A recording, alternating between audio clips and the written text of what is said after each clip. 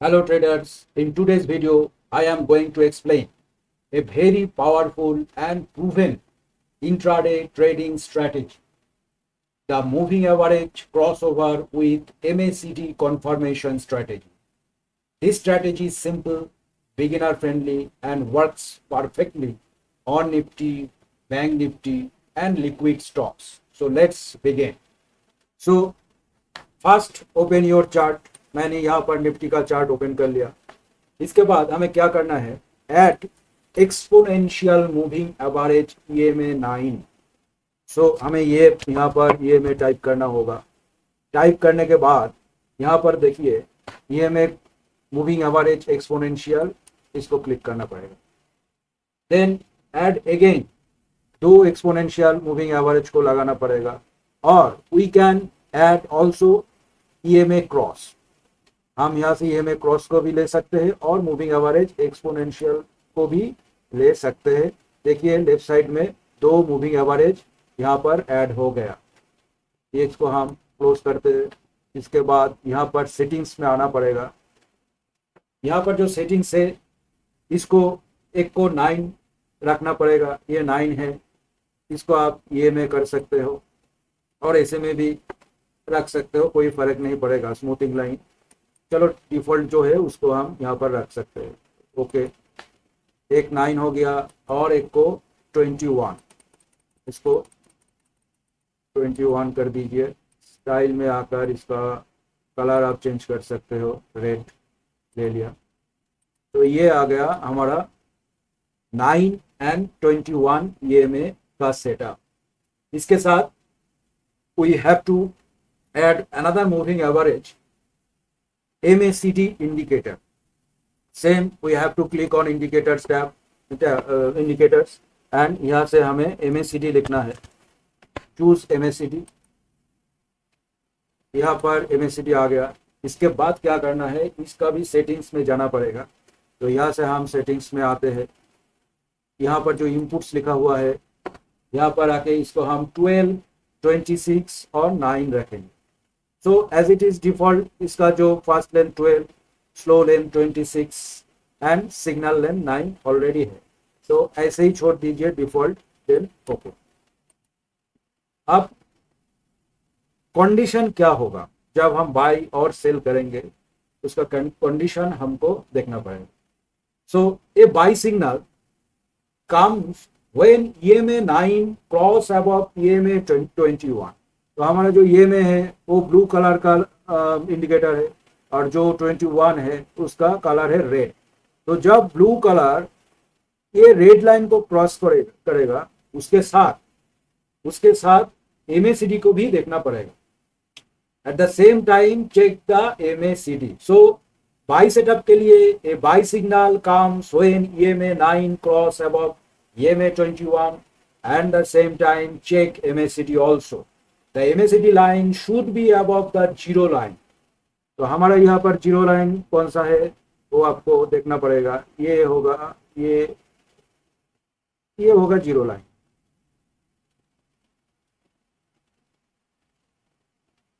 ये हो गया जीरो लाइन। ये हमारा यहाँ पर मार्क भी आप कर सकते हो जीरो लाइन के पास। जीरो लाइन यहाँ पर होगा। तो क्या करना पड़ेगा, जब MACD indicator blue indicator red indicator को क्रॉस करेगा उसके साथ we have to check MACD का जो लाइन है वो भी जीरो लाइन के ऊपर। The MACD line should be above the zero line and there should be a bullish crossover. अगर ये भी जीरो लाइन के ऊपर होता है देन हम यहाँ पर बाय एंट्री कर सकते हैं। उसका मतलब है इसको बुलिश क्रॉसओवर के साथ हम बुलिश क्रॉसओवर बोल सकते हैं। देखो यहाँ पर ये तो ब्लू लाइन यहाँ पर क्रॉस कर दिया डेली टाइम फ्रेम पर, मगर MACD ने क्रॉस नहीं किया। बट यहाँ पर देखो सेम यहाँ पर भी एक क्रॉसओवर हुआ और उसके साथ MACD यहाँ पर हमको सिग्नल दिया कि ये बुलिश क्रॉसओवर। तो अगर हमें ट्रेड करना है तो यहाँ पर हम एंट्री ले सकते थे।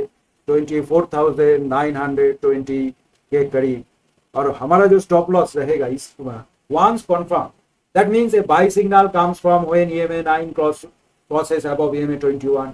Next condition, at the same time check the MACD. Third, the MACD line should be above the zero line and there should be a bullish crossover.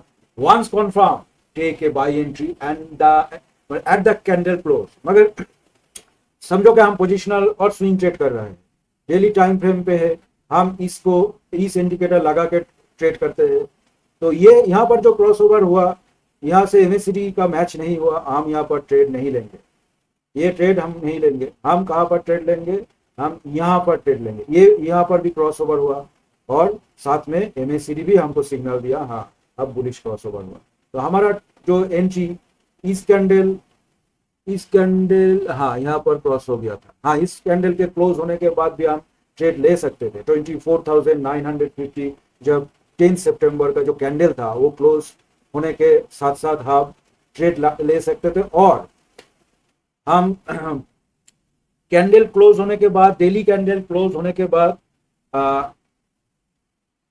अगर ट्रेड लेना है तो उस केस में आपको एंड ऑफ द डे अगर trade आप initiate कर रहे हो, तो आप अगर 2 लॉट में कर रहे हो तो उस टाइम पे आपको 1 लॉट में करना पड़ेगा, क्योंकि ओवरनाइट ऑलवेज रिस्क होता है। सो कॉन्फर्मेशन हमें कब मिलेगा, दूसरे दिन, अगले दिन का जो मार्केट ओपन होगा उसके बाद अगर 15 मिनट का एक ग्रीन कैंडल क्लोज होता है, पहले दिन तो हमें यहाँ पर कंफर्मेशन मिल गया, दूसरे दिन यहाँ पर जब मार्केट ओपन होगा उसके बाद 15 मिनट का एक कैंडल, ग्रीन कैंडल पर हम एंट्री ले सकते हैं, और हमारा जो स्टॉप लॉस रहेगा वो 24,700 के नीचे, दैट मीन्स इस स्विंग के नीचे हमारा जो स्टॉप लॉस रहेगा, इस स्विंग के नीचे यहाँ पर हमारा स्टॉप लॉस रहेगा, यहाँ हमारा एंट्री हो जाना चाहिए। At the end of the day अगर हम 2 लॉट में काम कर रहे हो तो 1 लॉट उस दिन हम ले सकते हैं, दूसरे दिन के मार्केट ओपन होने के बाद 15 मिनट का एक ग्रीन कैंडल क्लोज होने के बाद हम सेकेंड लॉट ऐड कर सकते हैं, और as our discipline we will follow 1:3 risk reward. अगर यहाँ पर हमें 200 पॉइंट का स्टॉप लॉस अगर हम लगाते हैं तो हम नेचुरली 600 पॉइंट का हम टारगेट लेंगे। तो अगर यहाँ पर हमारा जो 24,950 पर जो हमारा एंट्री सिग्नल ऑन हो गया, तो उसके साथ 600 पॉइंट हम ऐड कर लेंगे, और इस केस में हमारा जो टारगेट निकल कर आएगा वो रहेगा यहाँ तक 25,600 के करीब, और 25,550 यहाँ तक हमारा टारगेट हो जाना चाहिए। यहाँ हमारा स्टॉप लॉस होगा, यहाँ पर हमारा एज पर आवर कंडीशन, हम जो स्ट्रैटेजी लेकर काम कर रहे हैं उस स्ट्रैटेजी के हिसाब से हमारा एंट्री यहाँ पर हो गया, हमारा स्टॉप लॉस भी यहाँ पर लग गया, और हमारा जो टारगेट रहेगा वो यहाँ तक रहेगा। इसी तरह अगर हमें सेल करना है तो हम कैसे करें। सो ये था हमारा बाय सेटअप, ये पोजिशनल में काम करेगा, आप स्कैल्पिंग में भी काम करेगा, इंट्राडे में भी काम करेगा। सो हम ये पोजिशनल के हिसाब से देख रहे हैं, बाद में 15 मिनट और स्कैल्पिंग भी देख लेंगे। Now sell setup. So sell setup के लिए a sell signals come when EMA 9 crosses below EMA 21। समझ लो यहाँ पर ईएमए ने क्रॉस कर लिया, यहाँ पर क्रॉस हो गया ईएमए ये इस कैंडल पर, मगर हमें एमएसीडी को भी चेक करना पड़ेगा। यहाँ पर तो क्रॉस ओवर इन्होंने दे दिया, मगर एमएसीडी जो जीरो लाइन के नीचे है वो कहां पर है, वो यहाँ पर इस कैंडल पे हम एंट्री ले सकते थे। यहाँ पर देखो ये जीरो लाइन के नीचे आया, तो हमारा जो सेल सिग्नल ऑन होगा इस कैंडल के क्लोज होने के बाद, दैट मीन्स 24 जुलाई को हम यहाँ पर ट्रेड ले सकते थे। इस केस में हमारा जो टारगेट रहेगा वो रहेगा इसके हिसाब से, यह हमारा स्टॉप लॉस हो जाना चाहिए। हमारा एंट्री पॉइंट 25,040 के करीब, हमारा जो स्टॉप लॉस रहेगा वो रहेगा 25,250 के करीब, लगभग 200 पॉइंट्स का स्टॉप लॉस एंड 600 पॉइंट हमारा टारगेट होना चाहिए। तो इसके हिसाब से जो हमारा टारगेट रहेगा, अगर यहाँ पर ट्रेंड लाइन आप ड्रॉ करोगे तो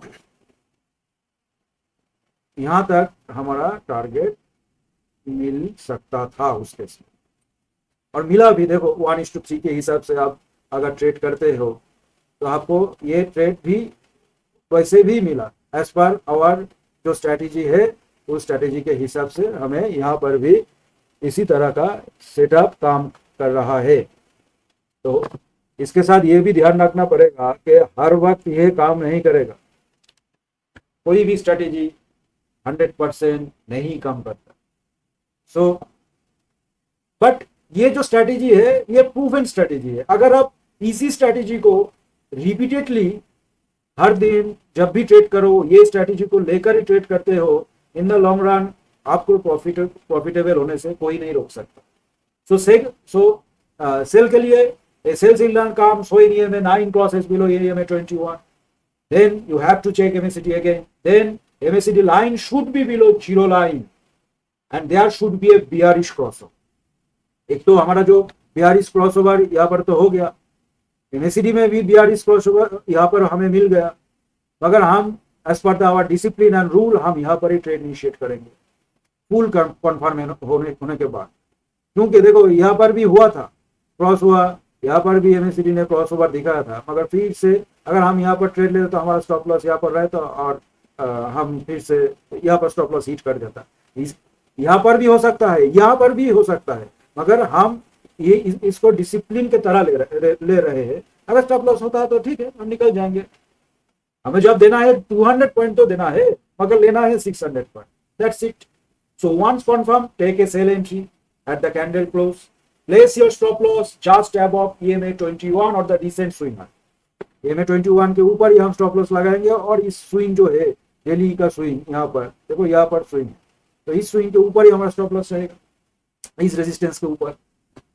set your target minimum 1:3 positional के लिए। अगर आप स्कैल्पिंग करते हो या इंट्राडे में ट्रेड लेते हो देन 1:2 इज सफिशिएंट। तो उस केस में भी आप 1:3 का फॉलो कर सकते हो, कोई इशू नहीं है। मगर अगर पोजिशनल लेते हो 1:3 बेस्ट रिस्क रेशियो। तो नहीं हो तो टाइम फ्रेम सिलेक्शन क्या करना पड़ेगा। अगर if you are trading intraday use 15 minute time frame. अगर इंटरडे में कोई ट्रेड करते हो तो आपको 15 मिनट का टाइम फ्रेम लगा लेना चाहिए उस केस में। और ठीक इस तरह जब आप इंट्राडे में ट्रेड करोगे पहले ये तो देखना पड़ेगा, उसके बाद ये इसको भी देखना पड़ेगा। देखो यहाँ पर जीरो लाइन के ऊपर आया, यहाँ पर भी एक क्रॉसओवर भी हो गया, then we can entry here.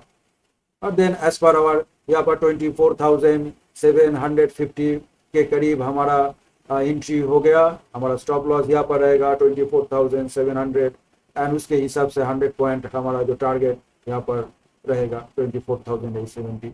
तो ये बैक टेस्ट करके आप लोग देख सकते हो 15 मिनट के। अगर आप लोग इंट्राडे करते हो, अगर स्विंग करते हो तो डेली टाइम फ्रेम, और अगर आप स्कैल्पिंग करते हो देन आप 5 मिनट के चार्ट में भी कर सकते हो। So if you are trading intraday, use the 15-minute chart for best accuracy. If you are swing trader, then use 1 hour chart. और for positional traders, the daily chart gives the most reliable signal. जैसे मैंने दिखाया था अभी, अगर आप positional trader हो तो देन डेली चार्ट आपके लिए वरदान की तरह होगा, वो आप डेली चार्ट में यूज कर सकते हो। अगर आप स्विंग में 3-4 दिन के लिए कोई ट्रेड कर सकते, अगर 15 दिन 20 दिन या पूरा महीने भर एक ट्रेड ले रहे हो, उसके हिसाब से आप डेली चार्ट में कन्वर्ट हो जाओ। अगर आपको 2-3 दिन के लिए 4-5 दिन के लिए ट्रेड करना है then shift 1 hour chart, 1 hour chart पे आप शिफ्ट हो जाओ। देखो यहाँ पर भी हमारा ट्रेड इनिशिएट हुआ, यहाँ पर स्टॉप लॉस होगा इस स्विंग के नीचे और टारगेट उसी के हिसाब से। और अगर आप इंट्राडे में करना चाहो तो 15 मिनट, स्कैल्पिंग करना चाहो तो 5 minute. So see here EMA 9 process above EMA 21 and MACD also above 0 with a bullish crossover. This is a perfect buy trade. If we entered here with a stop loss below the swing low, the 1:2 target would have easily hit. अगर हम intraday में कोई trade लेते हैं और 1:2 के साथ हम जाते हैं तो लगभग आपका जो विन रेट रहेगा वो हमेशा ज्यादा ही रहेगा अगर आप एक ही स्ट्रेटेजी को लेकर ट्रेड करोगे तब। और on the other side, EMA 9 crosses below EMA 21 and MACD confirms bearish momentum, the market have a clear short opportunity. And risk management आपको तो ध्यान रहे, तो आप लोग जानते ही हो, never risk more than 1 to 2% of your capital in a single trade, always follow risk reward of minimum 1:2 आपको तो रखना ही पड़ेगा। मैं हमेशा प्रेफर करता हूँ 1:3, 1:3 मेरा प्रेफरेबल है। अगर आप चाहो इंट्राडे में आप 1:2 रख सकते हो, मगर अगर पोजिशनल और स्विंग ट्रेड करते हो तो 1:3 best choice.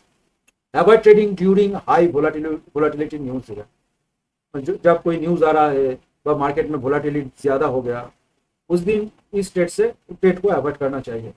So that's the complete moving average crossover plus MACD confirmation strategy. It's a proven strategy that helps you ride the trend with confirmation and avoid false signal. If you found this video helpful, don't forget to like, share, and subscribe to Stocks Technical NBN for more trading strategy and daily analysis. Thanks for watching and see you in the next video. Ta-da!